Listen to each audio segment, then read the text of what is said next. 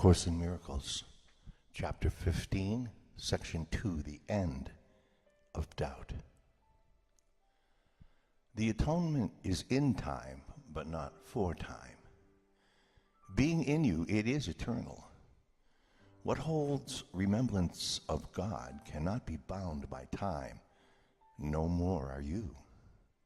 For unless God is bound, you cannot be. An instant offered to the Holy Spirit is offered to God on your behalf, and in that instant you will awaken gently in Him. In the blessed instant you will let go all your past learning, and the Holy Spirit will quickly offer you the whole lesson of peace. What can take time when all the obstacles to learning it have been removed? Truth is so far beyond time that all of it happens at once. For as it was created one, so its oneness depends not on time at all. Do not be concerned with time, and fear not the instant of holiness that will remove all fear. For the instant of peace is eternal because it is without fear. It will come, being the lesson God gives you through the teacher He has appointed to translate time into eternity. Blessed is God's teacher, whose joy it is to teach God's holy Son His holiness. His joy is not contained in time. His teaching is for you because His joy is yours.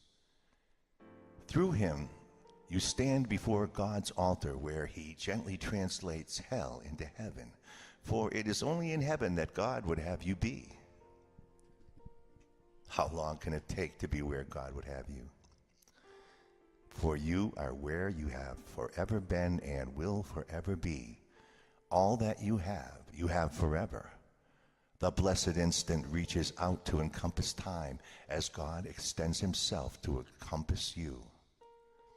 You who have spent days, hours, and even years enchaining your brothers to your ego in an attempt to support it and uphold its weakness, do not perceive the source of strength.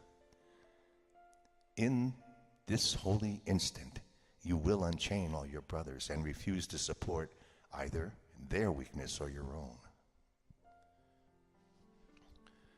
You do not realize how much you have misused your brothers by seeing them as sources of ego support.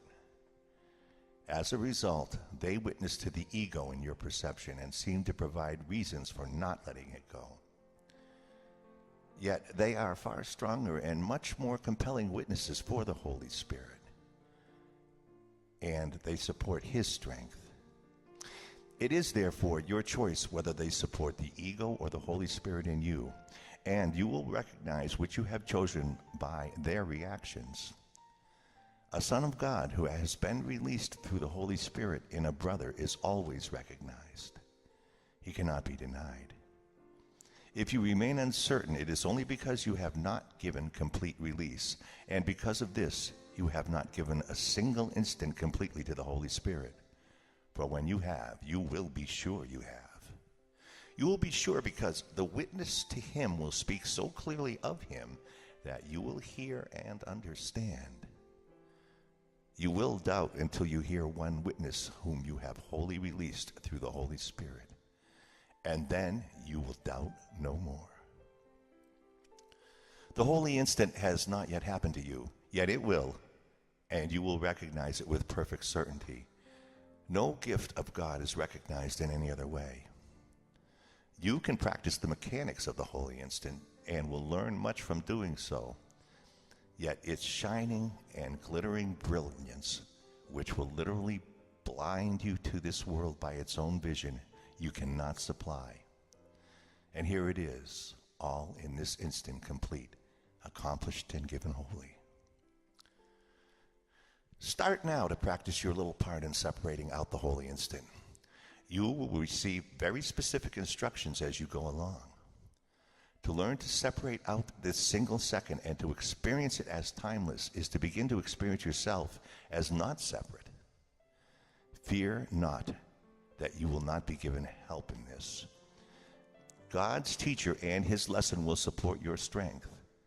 It is only your weakness that will depart from you in this practice, For it is the practice of power of God in you.